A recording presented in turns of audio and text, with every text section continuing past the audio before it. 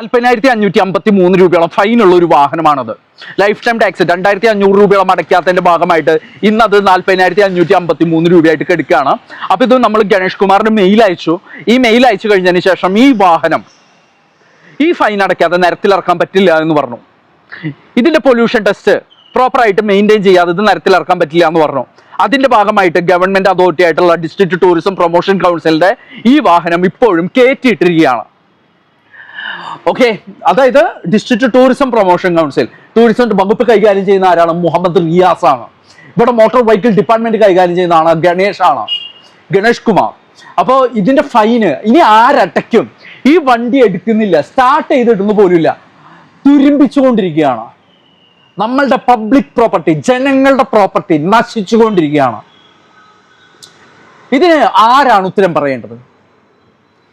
ഇതിൽ പ്രോപ്പറായിട്ട് ആരുടെ ഭാഗത്താണോ പിഴവുള്ളത് അവരുടെ സാലറിയിൽ നിന്ന് പിടിക്കണം. നിരത്തിലിറക്കിയിട്ടുണ്ടെങ്കിൽ ഫൈൻ ഈടാക്കാന്നുള്ളതല്ല, അവരുടെ സാലറിയിൽ നിന്ന് പിടിച്ചിട്ട് ബാക്കിയുള്ള നടപടികൾ കാണിച്ച് ജനങ്ങളെ ബോധിപ്പിക്കണം. ഇവിടുത്തെ ഗവൺമെന്റ് മോട്ടോർ വെഹിക്കിൾ ഡിപ്പാർട്ട്മെന്റ് ആക്ടുകൾ കൈകാര്യം ചെയ്യുന്ന ഗണേഷ് കുമാർ എന്ന് പറയുന്ന മന്ത്രി കറക്റ്റായിട്ടാണ് പ്രവർത്തിക്കുന്നത് എന്നുള്ളത് ജനങ്ങളെ ബോധിപ്പിക്കണം. ഈ വാഹനം കയറ്റിയിടാൻ തുടങ്ങിയിട്ട് കുറെ നാളുകളായി എന്ന് ഓർമ്മിപ്പിച്ചുകൊണ്ട് ജനങ്ങൾ അറിയുമ്പോൾ നിങ്ങൾക്ക് എന്തെങ്കിലും പ്രശ്നം ഫീൽ ചെയ്യുന്നുണ്ടോ? ഓപ്പണായിട്ട് പറഞ്ഞു, നമ്മൾ എന്തായാലും ഡിസ്പ്ലേ ചെയ്തിട്ടുണ്ട്. എന്തെങ്കിലും പ്രശ്നമുണ്ടോ? ഇത് ജനങ്ങൾ അറിയേണ്ട കാര്യമല്ലേ? നിയമം തെറ്റിച്ചിട്ടുണ്ടല്ലോ.